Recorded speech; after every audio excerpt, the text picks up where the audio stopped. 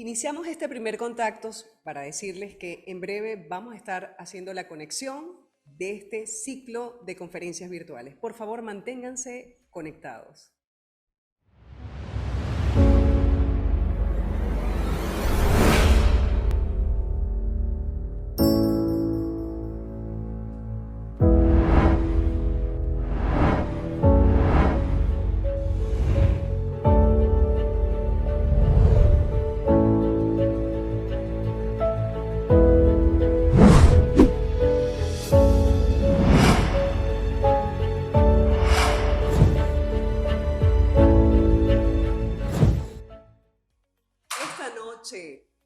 Guías Médicas se engalana con la presencia, una vez más, del Hospital Regional Rafael Hernández y todo lo que tiene que ver con su ciclo de docencias generales.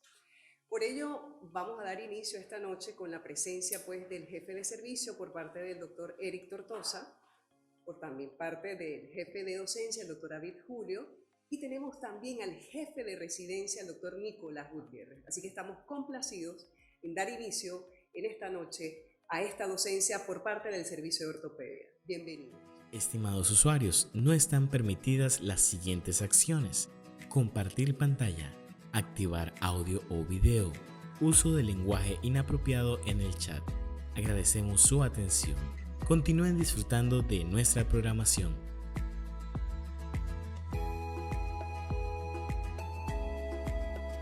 Buenas noches a todos, es un placer estar nuevamente de vuelta con el ciclo de conferencias del Hospital Regional Rafael Hernández.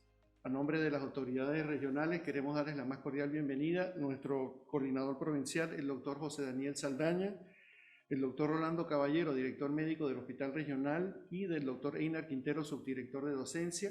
Soy el doctor Eric Tortosa, jefe del servicio de ortopedia y traumatología, y me acompaña esta noche el doctor David Julio, nuestro jefe de docencia. Antes de darle la palabra al doctor David Julio, queremos hacer la observación de que no hay ningún conflicto de interés como organizadores que declarar en este evento. El patrocinio recogido ha sido solamente para cubrir los gastos. Ninguno de los conferencistas está recibiendo ningún tipo de emolumento financiero. Doctor David. Muchas gracias, Eric, por las palabras. Muy buenas noches a todos. El día de hoy nos sentimos muy complacidos de dar inicio al ciclo de conferencias a cargo de nuestro servicio de ortopedia, en el marco de las docencias generales de los días jueves de nuestra institución. Para esto hemos tratado de escoger temas que sean de interés tanto para nosotros como para el resto de los servicios del hospital. El día de hoy iniciamos con el dolor neuropático, dolor somático, dolor visceral, cómo diferenciarlo, cómo manejarlo, y para esto tenemos dos conferencistas de lujo, dos mujeres profesionales de nuestra institución, la doctora Natalia López, médico fisiatra, y la doctora Suzette Estribí, médico anestesióloga y algióloga de nuestra institución. Sin más, lo dejamos con el doctor Nicolás Gutiérrez, nuestro jefe de residente.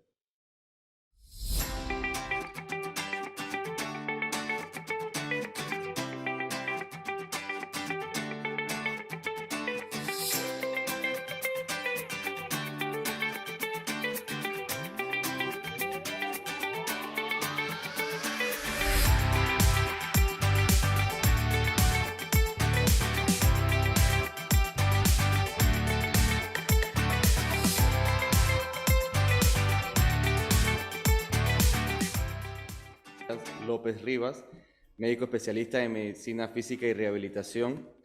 La doctora realizó sus estudios universitarios como doctora en medicina en la Universidad Autónoma de Chiriquí, internado médico realizado en el Hospital Regional Rafael Hernández, y realizó la residencia médica en medicina física y rehabilitación en el complejo hospitalario Dr. Arnulfo Arias, Madrid.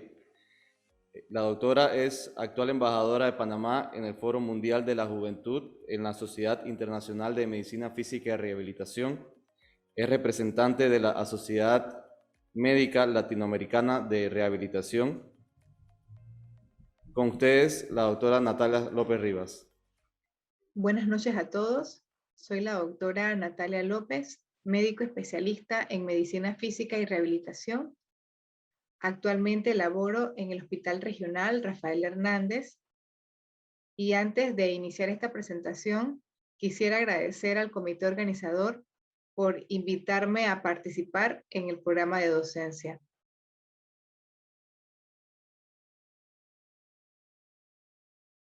Los objetivos de esta presentación se basan en comprender la definición del dolor, determinar el impacto que tiene el dolor en la calidad de vida de los pacientes y conocer la clasificación del dolor y sus diferencias clínicas. La definición del dolor ha presentado algunas modificaciones a lo largo del tiempo. En 1979, la Asociación Internacional para el Estudio del Dolor lo definió como una experiencia sensorial y emocional desagradable asociada con un daño tisular real o potencial, o descrita en términos de dicho daño.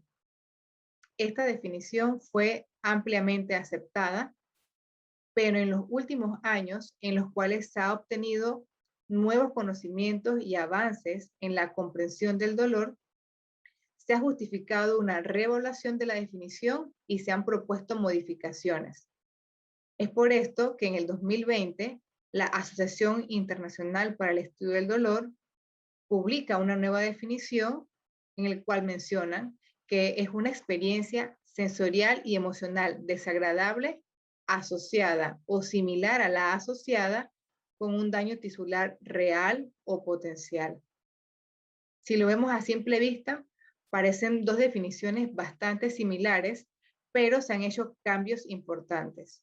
Uno de ellos es que se eliminó aquella parte en la cual mencionaban o descrita en términos de dicho daño, ya que esto excluía algunas poblaciones, como por ejemplo los niños, adultos mayores o aquellas personas que no tenían la capacidad de poder expresar verbalmente su dolor. Y también que tomó en cuenta la parte psicológica, al añadir dentro de la nueva definición lo que dice como similar a la asociada con un daño tisular, ya que aunque no exista un daño objetivo como tal, pues el dolor debe ser validado como real. El dolor es un fenómeno extremadamente complejo y está conformado básicamente por dos componentes, un componente perceptivo y un componente emocional.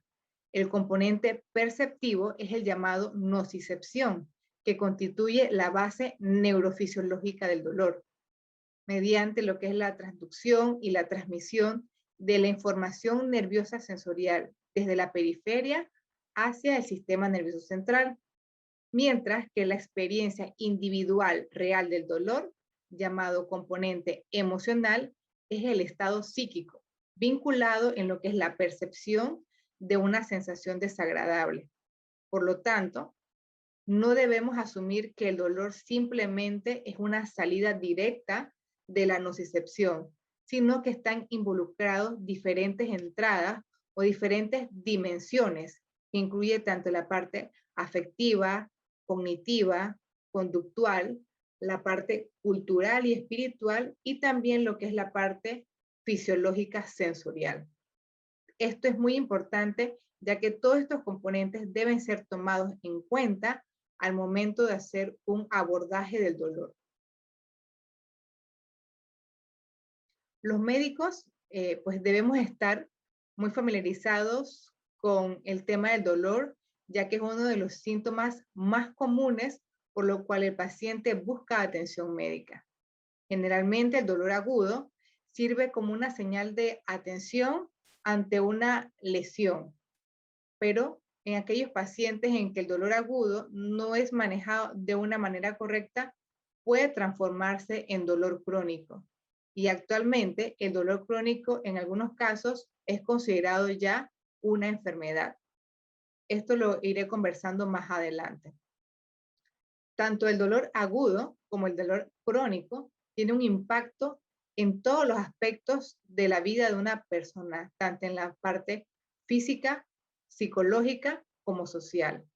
Y la severidad de este impacto va a depender de la duración del dolor, de su intensidad y de la capacidad que tenga la persona de poder manejarlo.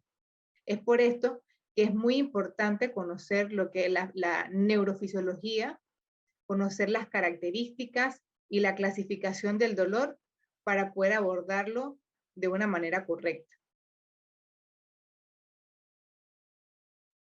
A nivel mundial, se ha estimado que 1 de cada 5 personas sufre de dolor y 1 de cada 10 sufre de dolor crónico, entendiendo como dolor crónico aquel que tiene una duración de más de 3 meses.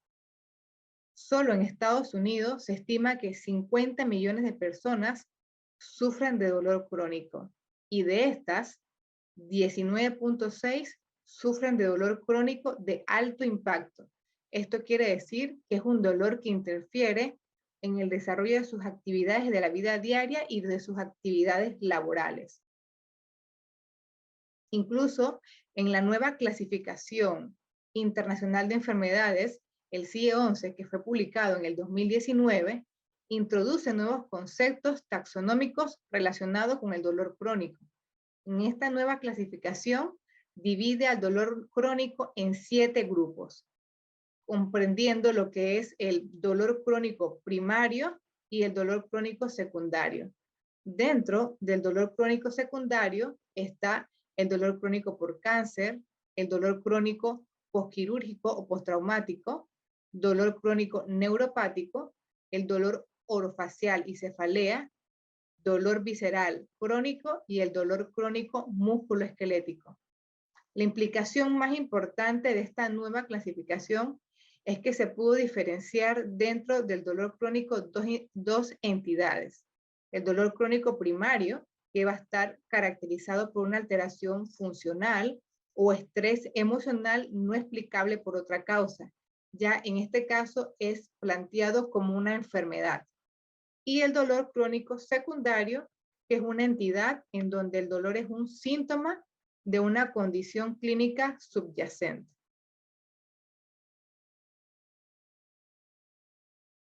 El dolor puede clasificarse en base a diferentes aspectos. Puede ser clasificado en base a la causa, a la localización, en base a la duración, que de acuerdo a esto puede ser agudo, subagudo o crónico, siendo crónico mayor de 3 meses, y en base a su patogenia. Este puede clasificar en dolor nociceptivo, dolor neuropático y dolor psicogénico. El dolor nociceptivo puede subclasificarse en dolor somático o visceral, dependiendo de dónde estén ubicados los nociceptores que estén estimulados. Y a su vez, el dolor neuropático también puede subclasificarse en dolor neuropático central y dolor neuropático periférico, de acuerdo a dónde se encuentre la lesión o la enfermedad a nivel del sistema nervioso somatosensorial. El dolor nociceptivo se define como el dolor que surge de un daño real o potencial al tejido no neural y se debe a la activación de los nociceptores. Dentro de las características clínicas del dolor nociceptivo podemos mencionar que el paciente suele referirlo como un dolor punzante, doloroso, similar a una presión. En cuanto a los déficits sensoriales, son poco comunes y si están presentes, pues no tienen una distribución de un dermatoma o de un nervio periférico. En cuanto al déficit motor, puede estar presente, pero va a estar más asociado al dolor que a una debilidad muscular franca secundaria a una lesión nerviosa. La hipersensibilidad es rara, pero puede estar presente tras una lesión inmediata por la lesión aguda del momento. La irradiación puede tener una irradiación más de tipo proximal y esto lo vemos más frecuente en el dolor nociceptivo de tipo visceral, que puede tener una radiación a miembro superior, hombro o espalda. Y la presencia de signos autonómicos son poco frecuentes, pero pueden observarse en el dolor nociceptivo de tipo visceral. Si nos vamos ya de manera un poco más individual, podemos mencionar que dentro del dolor nociceptivo somático, pues va a ser secundario a una lesión o a una enfermedad a nivel de la piel o de las estructuras musculoesqueléticas. Los nociceptores van a estar estimulados, ya sea por algún agente térmico, químico o mecánico. El paciente suele localizarlo de manera muy puntual, es un dolor bien localizado y cónsono al nivel de la lesión, a diferencia del dolor visceral, que es un dolor difuso, mal localizado y va a ser secundario a una disfunción de órganos internos. Como mencioné, puede tener irradiación más de tipo proximal, como por ejemplo hombro a nivel de espalda o miembro superior. En cuanto al dolor neuropático, esta se define como un dolor causado por una lesión o por una enfermedad a nivel del sistema nervioso central o periférico, de la vía somatosensorial. El dolor neuropático, el paciente suele referirlo como un dolor lancinante, un dolor tipo corriente o punzante. La presencia de síntomas sensoriales son frecuentes. Por ejemplo, el paciente puede referir entumecimiento, hormigueo, pinchazos. En cuanto a los déficits motor, puede haber déficit motor principalmente cuando hay una lesión de las fibras motoras del nervio periférico. Puede haber distonía o espasticidad cuando se afecta el sistema nervioso central. En cuanto a la hipersensibilidad, puede referir a alodinia, hiperalgesia o hiperpatía. La irradiación también es frecuente, principalmente distal. Las exacerbaciones son también frecuentes y son impredecibles, no están asociadas a algún movimiento o alguna actividad. Y tiene signos autonómicos frecuentes, se describe hasta en 1/3 de los casos, como por ejemplo, cambio de la coloración de la piel, cambio en la temperatura, edema, cambios en el patrón de sudoración. Y esto es típico del síndrome doloroso regional complejo. Como mencioné, el dolor neuropático puede estar ocasionado tanto por lesiones o enfermedades del sistema somatosensorial central o periférico. Dentro de las causas más frecuentes a nivel del sistema nervioso central, podemos mencionar el dolor neuropático relacionado con la enfermedad cerebrovascular, a enfermedades desmielinizantes como por ejemplo esclerosis múltiples o mielitis transversa.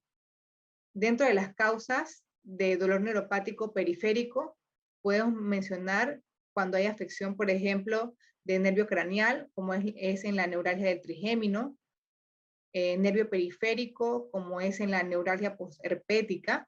También puede ser secundario a un trauma de un nervio periférico, secundario a una amputación, radiculopatía, y también se describen lo que son las polineuropatías que tienen múltiples causas, que van desde las causas metabólicas, dentro de esta la más frecuente es la diabetes, causas de tipo infecciosas, como el VIH, también puede ser secundario a la quimioterapia o enfermedades autoinmunitarias como el Guillain-Barré.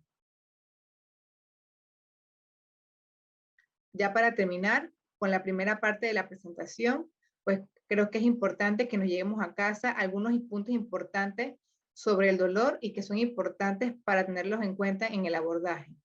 Pues el dolor es siempre una experiencia personal que va a estar influenciada por factores biológicos, psicológicos y sociales. Recordar que el dolor y la nocicepción son fenómenos diferentes. El dolor no se puede inferir únicamente por la actividad de las neuronas sensoriales. A través de la experiencia de la vida, cada persona, cada ser humano aprende el concepto del dolor y es por eso que es algo individualizado y debemos respetar el relato de cada persona. Aunque el dolor tiene un papel adaptativo, pues también puede tener efectos adversos tanto en la función como en el bienestar social y psicológico de la persona, y recordar que la descripción verbal es solo uno de los varios comportamientos para expresar el dolor, porque no una persona que tenga incapacidad para comunicarse no niega la posibilidad de que esta persona esté experimentando dolor. Bueno, muchísimas gracias por su atención y reitero mi agradecimiento por la invitación. Y para hablar del dolor, ¿quién mejor que nuestro patrocinante de esta noche? Laboratorio Megalabs nos tiene los siguientes anuncios.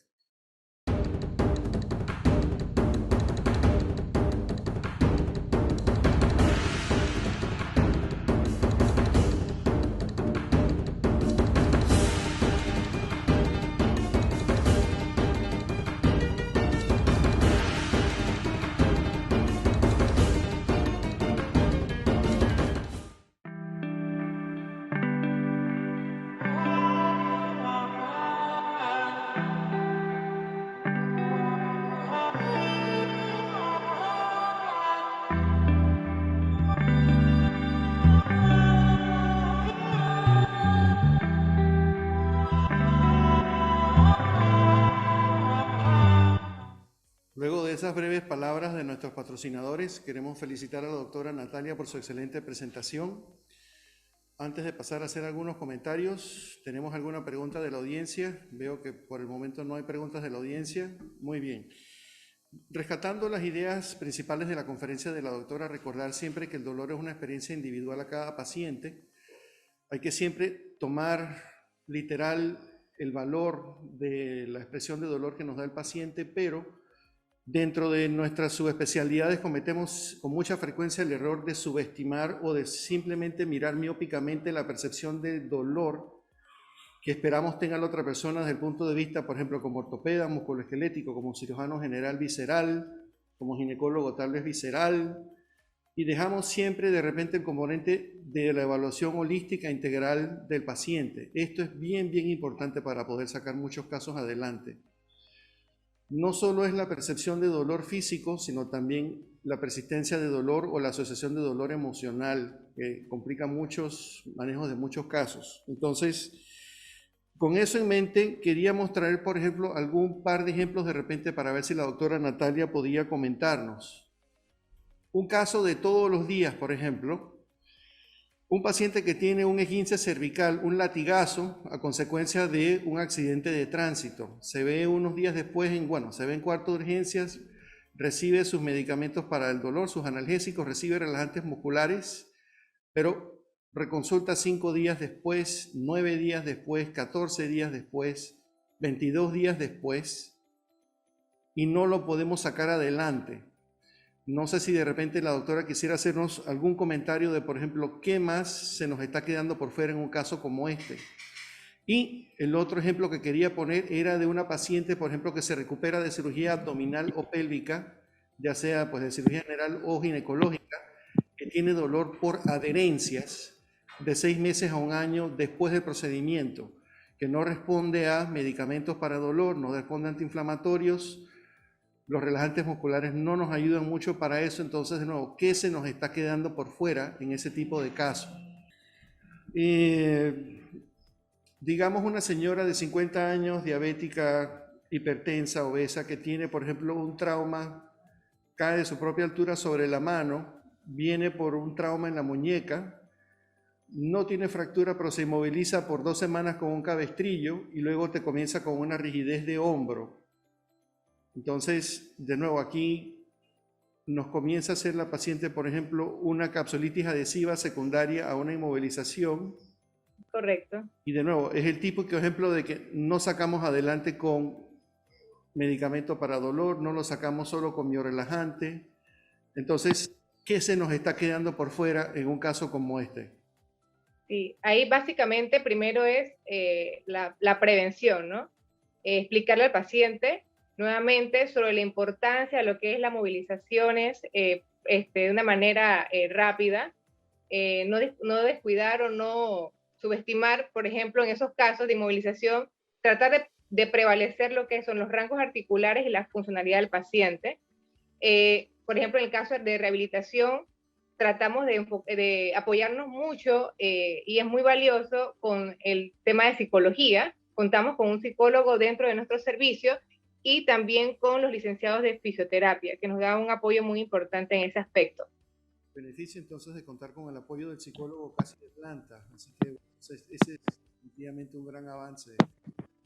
Todavía nosotros en la parte del trabajo nos toca hacer esa labor detectivesca todos los días, pero nuevamente entonces te agradecemos el señalarlos. Dolor es una percepción individual, pero es un error verlo desde la miópica óptica de solo su especialidad. Recuerde entonces las clasificaciones que el dolor que la doctora ha mencionado, la temporización, localización, lugar de origen para poder hacer un mejor diagnóstico diferencial y ofrecer distintas modalidades de tratamiento. Natalia, te queremos agradecer entonces por una excelente presentación. Vamos a Un pasar placer, doctor. a los anuncios de la gerencia y muy agradecido. Un aplauso para la doctora Natalia. Muchas gracias.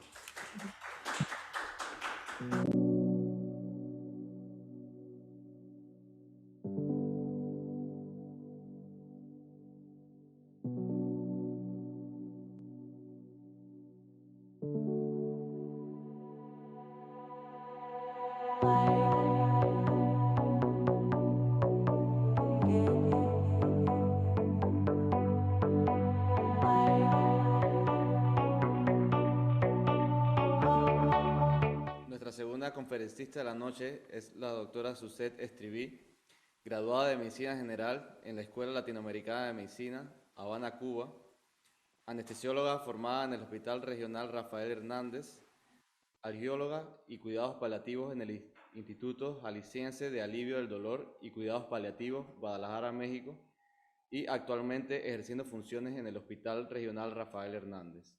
A continuación, la doctora Suzette Estriví.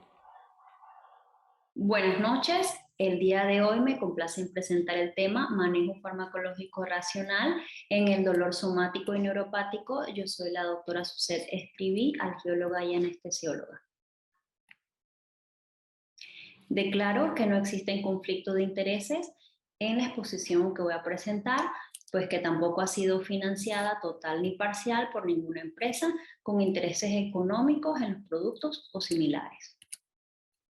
En cuanto a los criterios de uso racional, tenemos en la conferencia de expertos convocadas por la Organización Mundial de la Salud en 1985, definió como la situación en la que se utilizan los medicamentos y que cumple un conjunto de requisitos. El uso racional de los medicamentos requiere que los pacientes reciban las medicaciones apropiadas a sus necesidades clínicas, a una dosificación que satisfaga sus requerimientos individuales por un periodo adecuado de tiempo y también un costo adecuado o el costo más bajo que se pueda ofrecer para ellos y para la institución.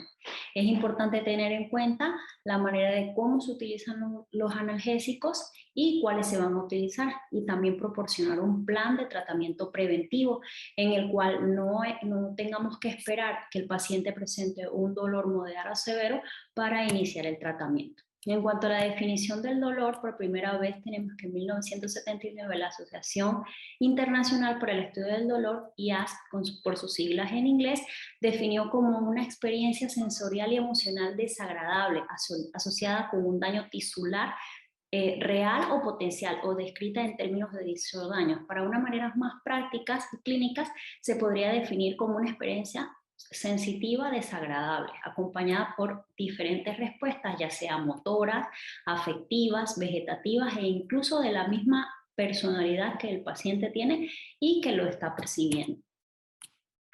Por otra parte, la versión revisada de la IASP en el 2020 dice pues, que el dolor es una experiencia sensorial y emocional desagradable asociada o similar a la asociada a una lesión tisular real o potencial, lo que tienen algunas particularidades en donde enfocan el dolor enfocan el dolor de una manera que es una experiencia personal influenciada en diferentes grados por factores ya sea biológicos, psicológicos, sociales, y que el dolor no solamente puede ser inferido por la actividad de neuronas sensoriales, sino que también tiene una combinación emocional que ocupa una parte fundamental y que las personas aprenden el concepto del dolor, ya sea por experiencias propias o incluso por otras experiencias.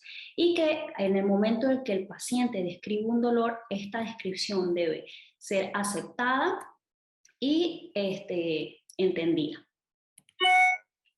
Actualmente, el dolor es considerado un problema de salud pública y una causa frecuente de consulta e intervención. Este representa el 70% de la asistencia a emergencia. También representa un 80% en trastornos musculoesqueléticos, los cuales visitan servicios de fisioterapia ambulatorio.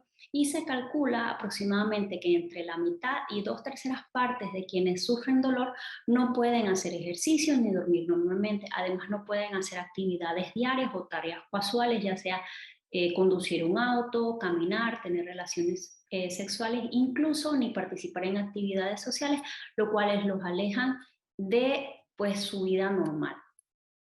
En cuanto a las estadísticas, tenemos que el dolor crónico afecta aproximadamente a 60 millones de personas, lo que corresponde a un 10% de la población mundial, con estimación una prevalencia en distintas regiones entre un 20 a 25%, y que en el Reino Unido el dolor crónico afecta a un 3 a un 50%, un valor para nada despreciable.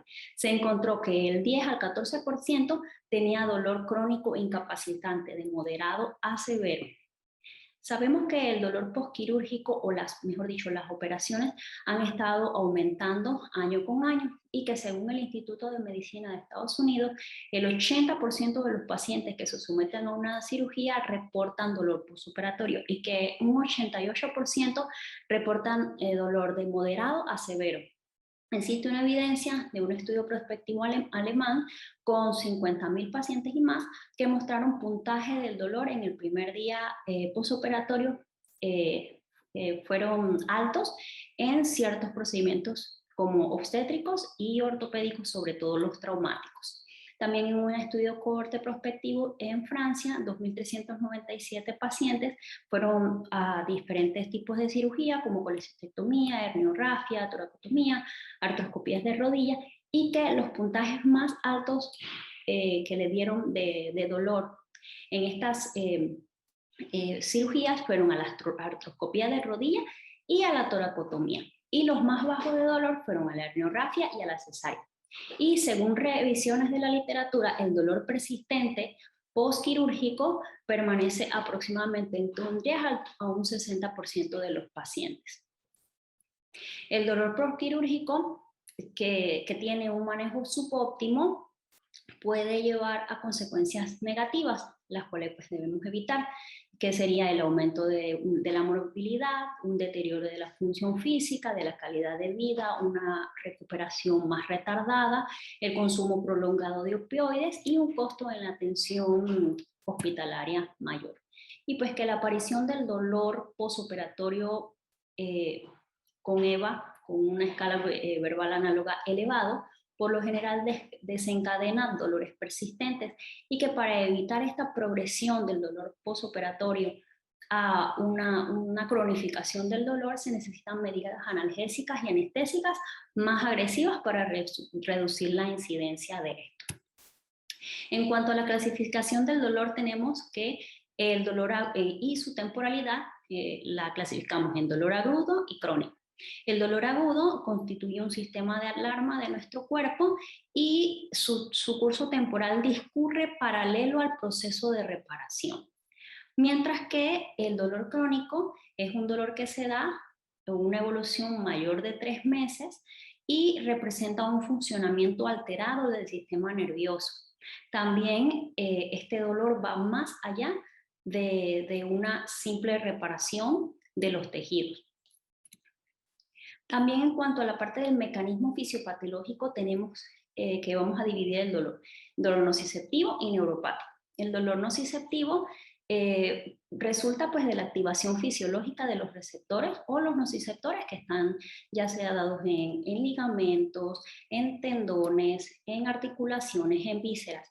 Y una vez que estos se estimulan por algún mecanismo de presión, térmico, químico, toxinas, van a ocasionar pues ya sea la división en un dolor nociceptivo somático o visceral, pero que esto no está asociado a ninguna alteración del sistema nervioso. En cuanto al somático, ya sea una lesión en tejidos corporales, como vemos aquí, este mismo es un dolor localizado, punzante o pulsátil con cambios visuales en donde se ocasionó la lesión. Y el visceral pues se origina ya sea en mucosa, serosa, órganos, músculos lisos, vasos, y este puede ser sordo, profundo, mal localizado, muchas veces difuso y descrito como si fueran de tipo cólico. En la clasificación del dolor neuropático, sabemos que el dolor neuropático es una entidad que provoca mucha discapacidad en los pacientes y su diagnóstico y tratamiento es un reto para el médico. Este tiene una prevalencia poblacional de 7, aproximadamente 7 al 10% que padecen de dolor neuropático. Asociado, este sí está asociado a un daño nervioso, ya sea central o periférico. En esta ocasión, pues me voy a verticalizar más sobre la parte del daño periférico. Este se caracteriza por ser un dolor urente, quemante, que tiene espasmos musculares, hormigueo, prurito, incluso hasta disminución de la fuerza, sensaciones de toques eléctricos, en fin. También hay déficit sensitivo como la hipoestesia y anestesia, y este se presenta por paroxismo o de repente, incluso muchas patologías que ocasionan dolor neuropático tienen signos autonómicos. Entre las patologías con riesgo de desarrollar dolor neuropático y su prevalencia, voy a mencionar pues las más frecuentes que podemos ver serían la neuropatía postquirúrgica o postmastectomía, un ejemplo específico que he estado entre un 30 o 40% tras la cirugía de cáncer de mama, las neuropatías traumáticas, ya sea por amputación traumática de algún miembro, están entre una prevalencia del 5%, las neuropatías por atrapamiento, en este caso el síndrome del túnel del carpo, de un 10 a un 20%. Es importante tener en cuenta una herramienta para un diagnóstico rápido del dolor neuropático. En este caso tenemos el DN4, es bastante fácil. Hacemos estas preguntas al paciente, que principalmente son las características de los síntomas del dolor neuropático: si siente quemazón, frío doloroso, calambres, sensación de alfileres, y por cada psique le damos un punto. Y por mayor de 4, o sea, son 10 preguntas, y si obtenemos de 4 o más, ya sabemos que estamos observando un dolor neuropático en los pacientes.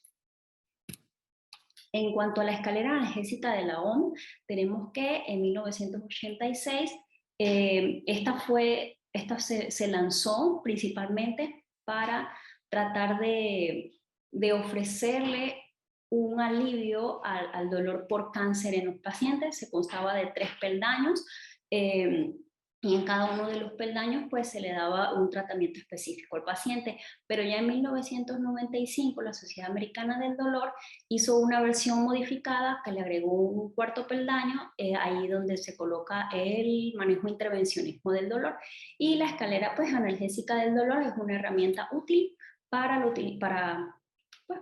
utilización de escalonada de los fármacos. Aquí tenemos que primero debemos correlacionar el nivel del dolor del paciente con los peldaños que vamos a tener aquí. Entonces, en la escala visual análoga del dolor tenemos que en un rango del 0 al 10, un dolor leve va a estar de 1 al 3, moderado del 4 al 6 y dolor severo del 7 al 10. Y en dependencia de lo que encontramos, preguntamos al paciente, vamos a colocarle el tratamiento. En el primer escalón vendría siendo pues aquel dolor leve, en donde vamos a empezar con analgésicos no opioides, ya sea los AINES o el paracetamol. El paracetamol podemos combinarlo incluso con AINES o con el metamizol. De allí, si tenemos un paciente con un dolor moderado, ya vamos a empezar con los opioides débiles, en este caso la codeína, el tramadol y el tapentadol, que ha sido una molécula añadida a nuestra cartera de medicamentos que podemos utilizar. Y ya en el tercer escalón vamos a iniciar con los opioides potentes de un dolor muy severo, en los cuales tenemos la morfina, el fentanil, la oxicodona, aquí en el país. También el cuarto escalón, en el cual se agregan los procedimientos invasivos. Este cuarto escalón puede estar o se puede colocar en medio de cualquiera de estos, ya sea en un segundo o tercer escalón, siempre y cuando pues, sea requerido el procedimiento invasivo para mejorar el dolor. También, si tenemos características de dolor neuropático en estos pacientes, podemos agregarle en cualquiera de los escalones otros medicamentos, ya sean los antidepresivos como la amitriptilina y los inhibidores de la recaptura de serotonina y noradrenalina, también los anticonvulsivos como la gabapentina, pregabalina, la carba y oxcarba, para mejorar el dolor neuropático.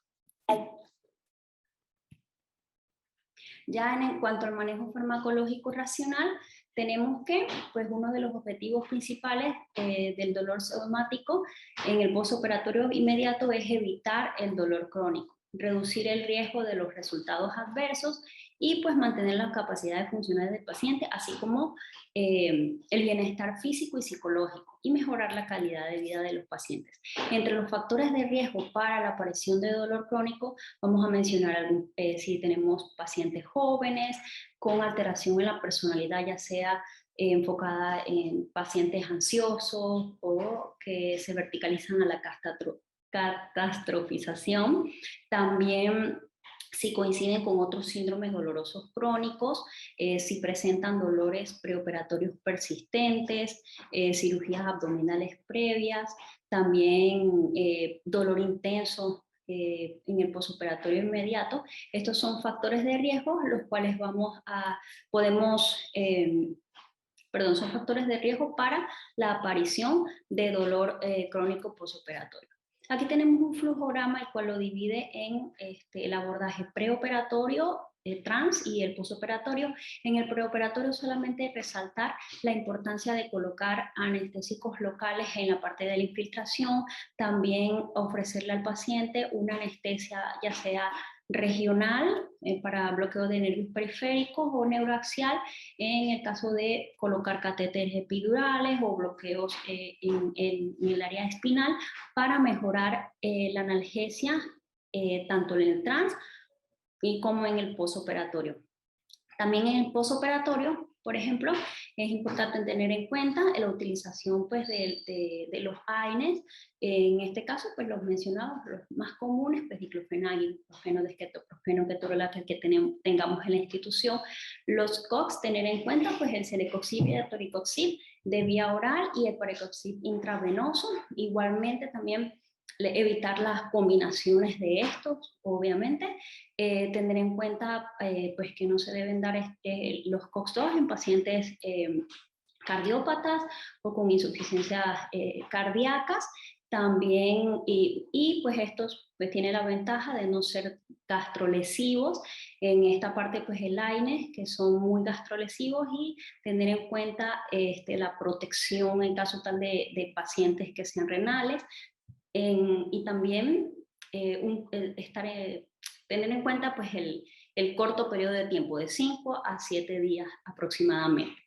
Y aquí la utilización de los opioides, ya sea de los opioides débiles, en dependencia del EVA que encontremos en el paciente, ya sea tramal o tapentadol, igual lo voy a mencionar, y también los opioides fuertes, si es un dolor de moderado a severo, la morfina, oxicodona y el fentanil que tenemos a mano. En caso tal de que a pesar de que le demos, pues ya sea los COX-2 o los AINES a estos pacientes, asociado a paracetamol y la utilización de opioides intravenosos, y el paciente aún continúa con una alta intensidad del dolor, pues podemos agregarle también las infusiones de lidocaína, lo cual ha sido pues muy efectiva en las terapias neuropáticas, pero que también ha sido estudiado para manejo del dolor somático, ya que tiene la lidocaína un efecto antinociceptivo, antihiperalgésico, antiinflamatorio y analgésico.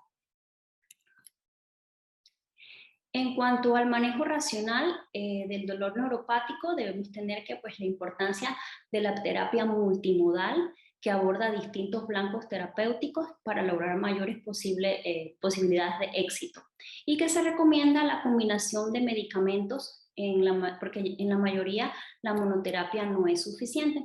Aquí voy a mencionar algunas causas frecuentes de dolor neuropático periférico, los cuales pueden ser el dolor de miembro fantasma, dolor del muñón, radiculopatías crónicas, dolor postmastectomía, neuropatías postraumáticas, entre otras. Y aquí tenemos una gráfica en donde hacen un resumen de los tratamientos del dolor neuropático poniendo la primera línea, la segunda línea de tratamiento, tercera y cuarta línea por pues las sociedades del dolor. Una de estas es la europea, la otra es de Reino Unido, la canadiense y la estadounidense, en donde mencionan que en dependencia de la patología que vayamos a tratar por dolor neuropático, vamos a darle distintos medicamentos. Entonces, en este caso tenemos que la diabetes, la neuropatía diabética, podemos iniciar con los gabapentinoides, ya sea gabapentino o pregabalina, y en caso tal de que no haya una resolución, podemos hacer la combinación, ya sea con los inhibidores de la recaptura de serotonina y noradrenalina, serían la duloxetina o el antidepresivo tricíclico. Pero nunca hacer una combinación de todo. O sea, debemos lograr individualizar al paciente según sus patologías, la causa del dolor en que se esté tratando. Ya sea la neuralgia posherpética de primera línea, los gabapentinoides, incluso mencionan los parches de lidocaína y también los antidepresivos tricíclicos. Y la neuralgia del trigémino como primera línea, la carbamazepina o la oxcarbamazepina. Ya acá en la sociedad, en el Reino Unido, pues ellos abordan todas las neuropatías igual. Lo mismo para no repetir, gabapentinoides, posteriormente se puede hacer una asociación. Incluso aquí utilizan cremas de capsaicina a un 8%, que es el que se ha dado mayor relevancia o evidencia en la mejoría de los dolores neuropáticos. Igual aquí más o menos mencionan lo mismo y en segunda línea ya ponen a los opioides débiles o los fuertes.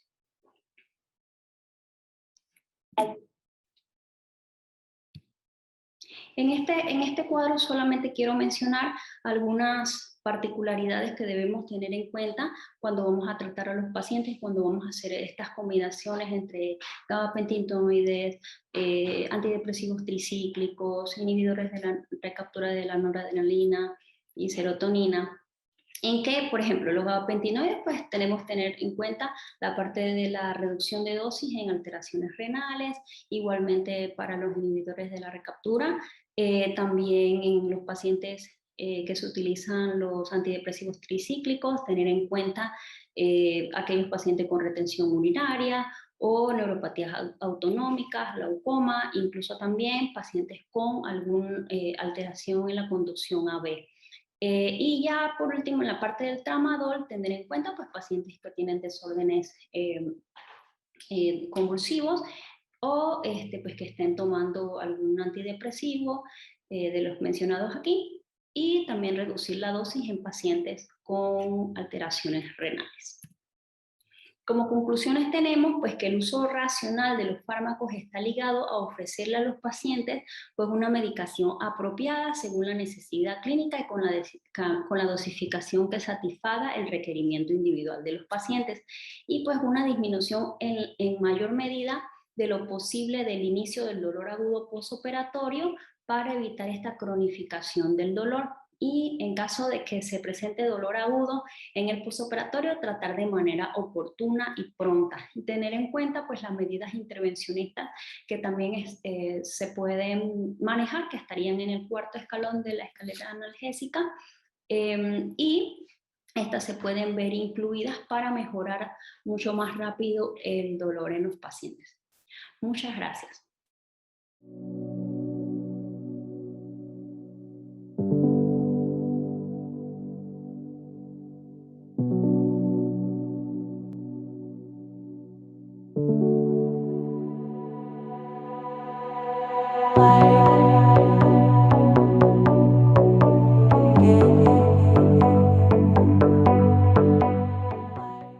Complacidos por tan agradable exposición, por parte de la doctora Suzette Estriví, esta noche, más que adoloridos, estamos agradecidos con nuestro patrocinante, Laboratorio Megalabs. Por ello, sus anuncios.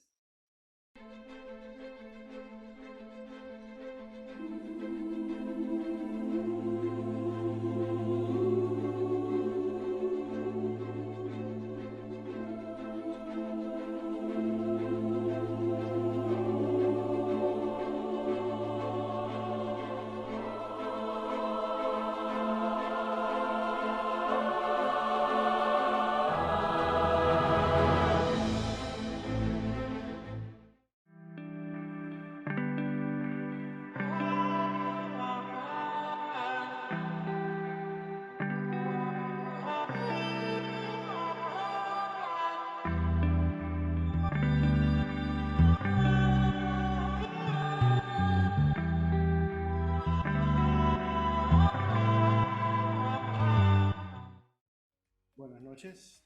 Gracias a la magia del Zoom, ahora la doctora Suzette está con nosotros en estudio, así que vamos a aprovechar para hacer algunas preguntas pertinentes.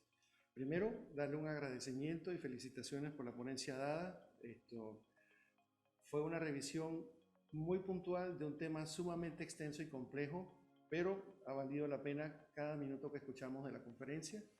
Entonces, desde el punto de vista de algiología, vemos como, por ejemplo, los médicos generales atienden en primera instancia a un paciente con un caso de dolor, lo refieren a consulta especialista.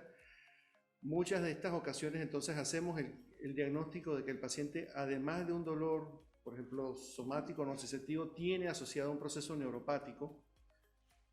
Pero de repente, cuando llega a consulta de algiología, 3 meses, 6 meses después, ¿qué se nos está quedando corto? ¿Qué es lo que estamos fallando con estos casos en la mayoría de las veces que se nos queda por fuera de repente de lo que ves?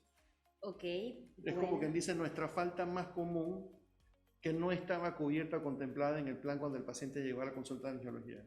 Ok, doctor Tortosa. Más alto. Muchas gracias por la invitación de tenerme aquí presente. Bueno, doctor, correspondiendo a su pregunta, yo pienso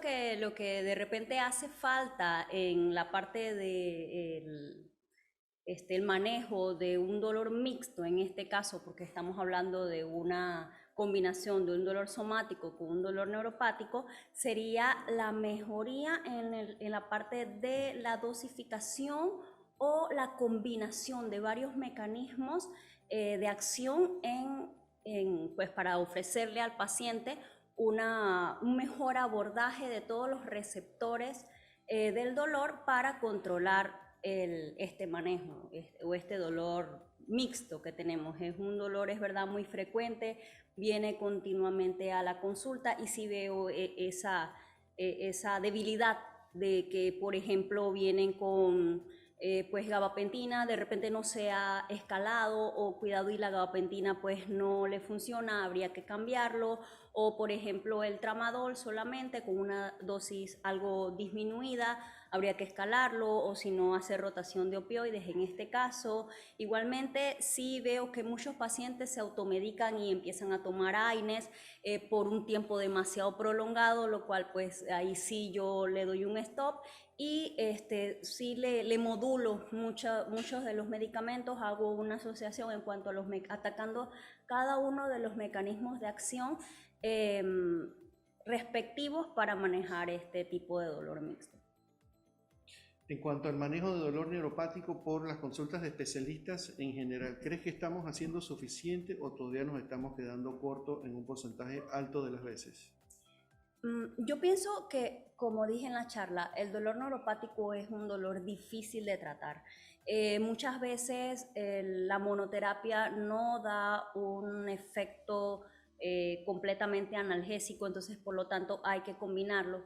De tal manera que yo pienso que no es que se están quedando como con debilidad más que todo, sino por la parte de referirlos, y posteriormente pues se hará algún tipo de abordaje en el cuarto escalón de la escalera analgésica, que en este caso sería aplicar algún bloqueo requerido, mejorar, como dije con la respuesta anterior, mejorar los medicamentos que abordan diferentes tipos de mecanismos de acción para cada nociceptor específico. Ok, aquí hay un par de preguntas interesantes entonces que siguen a continuación de lo que ha sido doctora. De nuevo, como algióloga, Panamá tiene acceso a los opioides, pero ¿crees que todavía estamos muy cortos en el uso en general entre los especialistas del uso de opioides, o crees que el control está más bien adecuado como estamos todavía? No, está súper corto. Bueno, primero, de que no tenemos una cartera tan amplia de opioides, nos quedamos muy por debajo, solamente hablamos de oxicodona de liberación prolongada, bueno, ahora que gracias a Dios también pienso, llegó el tapentadol, que es una molécula bastante buena, con una tolerabilidad muy adecuada en los pacientes, tenemos el tramadol, pero bueno, la morfina y el fentanil, pero muchos de estos se necesita un formulario específico, lo cual pues no está habilitado para todos. Entonces esto restringe la posibilidad de ofrecerle a los pacientes esta cartera de opciones que tenemos, por una parte. Sería esto. Y por otra parte, pues también la práctica, ¿no? En cuanto a la parte de rotación de opioides, es muy importante mantenerlo continuamente en uso. Rotación de opioides, sí, ese es otro concepto importante.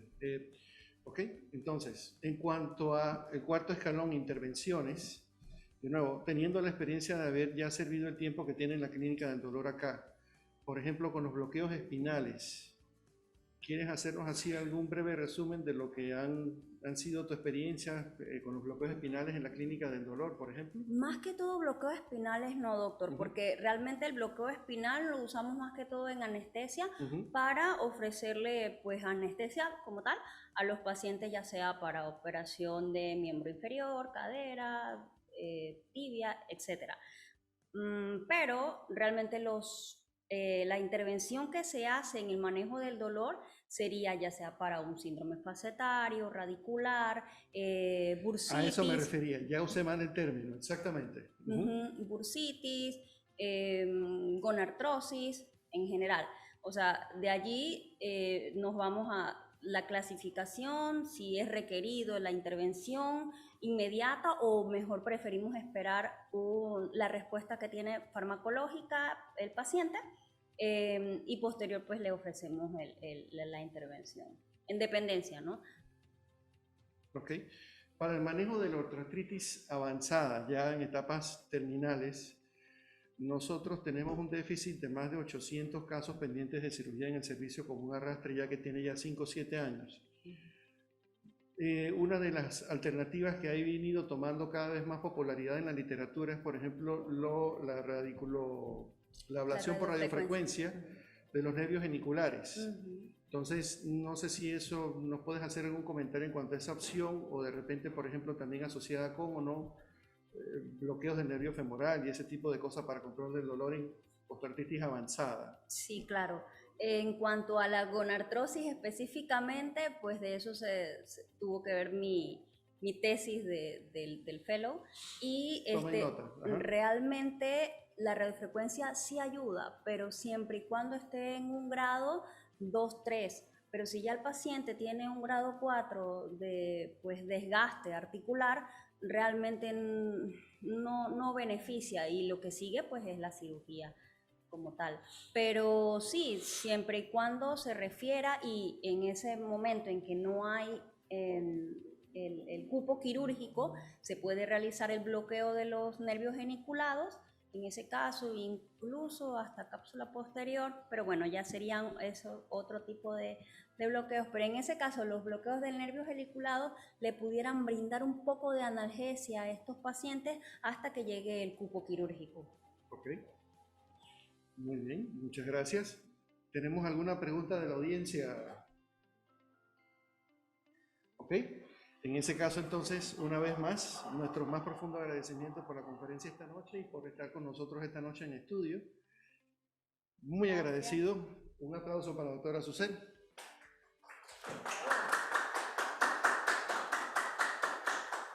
Bien, entonces antes de dar clausura pasamos nuevamente a algunos anuncios de nuestros patrocinadores.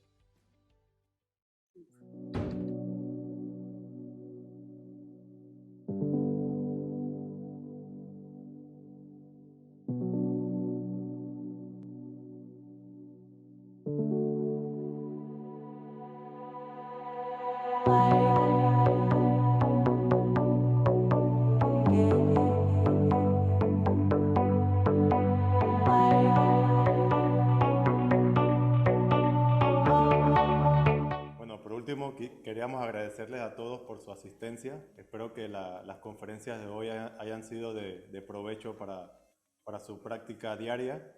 Y no podemos despedirnos sin invitarlos la otra semana, el jueves a la misma hora. Vamos a hablar un poco sobre renoprotección y gastroprotección en nuestros pacientes. Nos acompañarán el doctor Jorge Sánchez, gastroenterólogo, y la doctora Nanji Novoa, nefróloga.